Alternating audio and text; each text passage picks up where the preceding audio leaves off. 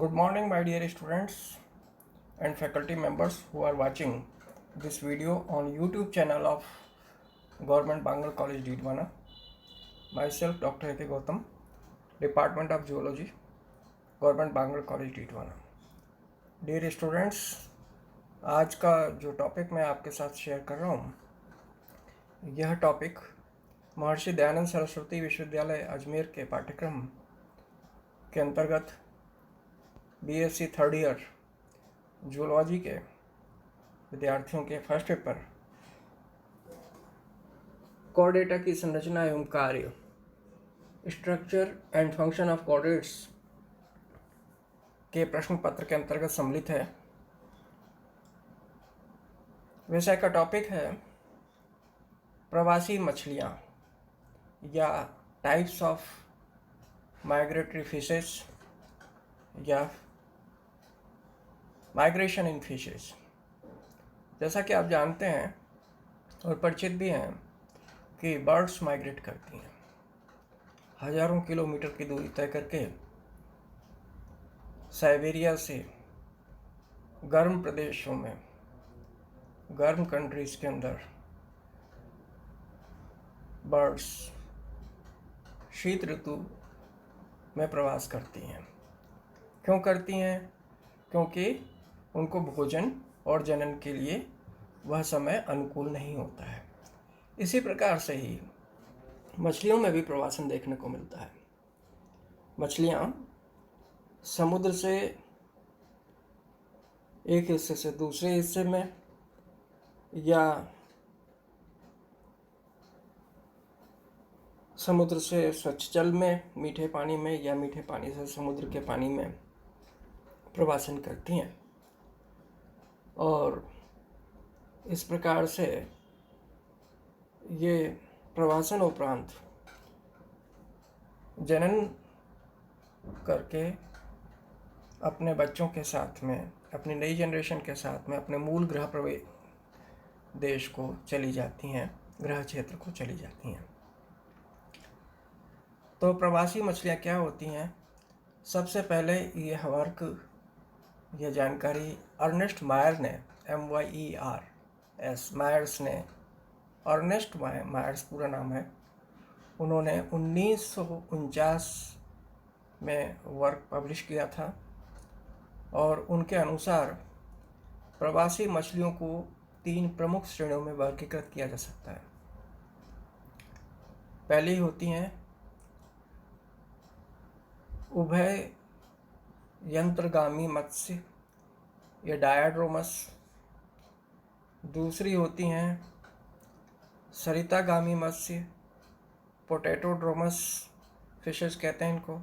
और तीसरी होती हैं समुद्रगामी मत्स्य या ओसेनोड्रोमस फिशेस।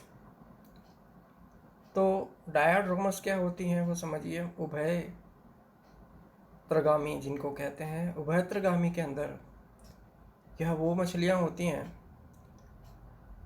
जो स्वच्छ जल या समुद्र के बीच प्रवासन करती हैं और इन्हें पुनः 3 प्रकारों में बांटा जा सकता है। पहली है समुद्रापगामी मत्स्य या एनाड्रोमस फिशेस कहते हैं इनको।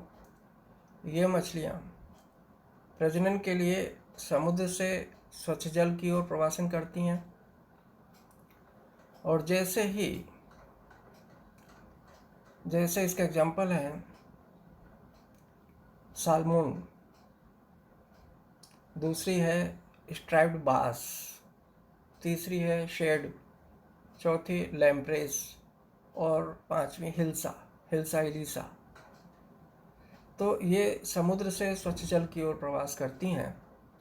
इस सालमोन, स्ट्राइप्ड बास, शेड, लैम्प्रेस और हिल्सा, ये समुद्र में मूलतः रहती हैं और प्रजनन ऋतु में स्पॉनिंग के लिए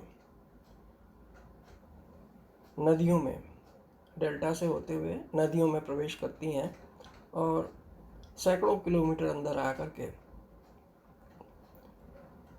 प्रजनन करती हैं, स्पॉनिंग करती हैं और फिर जब इनके फिंगरलिंग्स बड़ी हो जाती हैं तो ये वापस से समुद्र में चली जाती हैं। जैसे हिल्सा है, ये पश्चिम बंगाल के रास्ते कलकत्ता से प्रवेश करके गंगा के अंदर कानपुर तक आ जाती है। वाराणसी होते हुए कानपुर तक आ जाती हैं और वहाँ ये ब्रीडिंग करती हैं, हिल्सा इलिसा। दूसरी तरह की मछली होती है समुद्राभिगामी मत्स्य। ये मछलियाँ मुख्यतः प्रजनन के लिए स्वच्छ जल से समुद्र की ओर प्रवासन करती हैं। इसका उदाहरण है ईल्स, यूरोपीय और अमेरिकन ईल्स, एंग्यूला जिनको कहते हैं, एंग्यूला ऑफियोसिफेलस इनका जूलॉजिकल नेम है।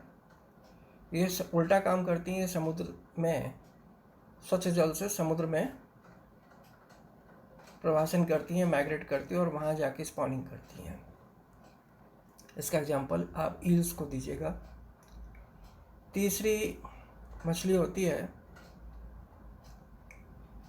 और एक बात और आपको ध्यान रखनी है, ईल्स का एग्जाम्पल जो है, इसमें ये ईल्स जो हैं बरमूडा ट्रायंगल में भी जाके ब्रीडिंग करती हैं स्वच्छ जल से।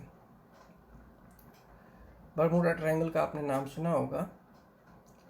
तीसरी तरह की होती है उभयगामी मत्स्य, ये एम्फीड्रोमस फिशेस। ये वे मछलियां हैं जो समुद्र से स्वच्छ जल की ओर और स्वच्छ जल से समुद्र की ओर प्रवासन करती हैं, दोनों तरफ करती हैं, परंतु ऐसा वह प्रजनन के लिए नहीं करती। इसका कारण भोजन हो सकता है और यह गमन उनके जीवन चक्र की किसी विशिष्ट अवस्था में नियमित हो जाता है। उदाहरणार्थ गोबीज भोजन के लिए प्रवासन करने वाली मछलियां हैं। इसका एग्जाम्पल है गोबीज, GOBIES। इसी क्रम में कुछ फिशेज समुद्र के स्वच्छ जल समुद्र से मेराइन वाटर से स्वच्छ जल तक कोई विशेष गमन नहीं दर्शाती हैं।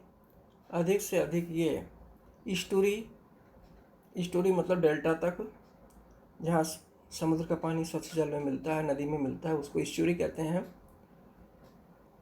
या समुद्र व नदी के संगम तक ही आती हैं। ऐसी परिस्थितियों में प्रवसन के परिवर्तन बहुत सुस्पष्ट नहीं होते और इन्हें अर्ध प्रवासी या सेमी माइग्रेटरी फिशेस कहते हैं। जैसे कि रोश, वाइट फिश इसके एग्जाम्पल है। दूसरी कैटेगरी होती है सरितागामी मछलियों की,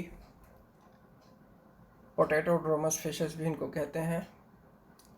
ये मछलियाँ सिर्फ नदियों में ही रहती हैं और वहाँ प्रवासन करती हैं, जैसे कार्प्स और ट्राउट्स।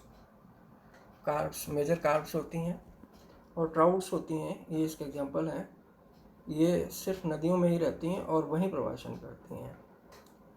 तीसरी तरह की होती है ओसेनोड्रोमस फिशेस, समुद्राभिगामी मछलियाँ। समुद्रगामी मछलियाँ सिर्फ समुद्र में ही रहती हैं और वहाँ प्रवासन करती हैं। उदाहरण है अटलांटिक हेरिंग्स। अटलांटिक हेरिंग्स के साथ साथ सार्डिन्स होती हैं, मैक्रेल होती है। ये मछलियाँ अंडे देने के लिए ठंडे जलों की ओर आती हैं और पुनः अपने पैतृक क्षेत्र में लौट जाती हैं, समुद्र में। इसी तरह से साल्मोन जैसे कुछ मछलियाँ हैं, इनमें शिशु प्रवासन नहीं करते, जबकि शेड जैसी अन्य मछलियों में वयस्क व शिशु दोनों प्रवासन करते हैं। तो अब हम बात करते हैं टाइप्स ऑफ माइग्रेटरी मूवमेंट के। प्रवासी गमन दो प्रकार के होते हैं। माइग्रेटरी मूवमेंट दो प्रकार के होते हैं। पहला होता है जल प्रवाह के विरुद्ध गमन, कॉन्ट्रानेंट कहलाता है ये, मतलब जल की धारा के विरुद्ध गमन, against the water movement, against the water current. और दूसरा होता है प्रवाह के साथ गमन।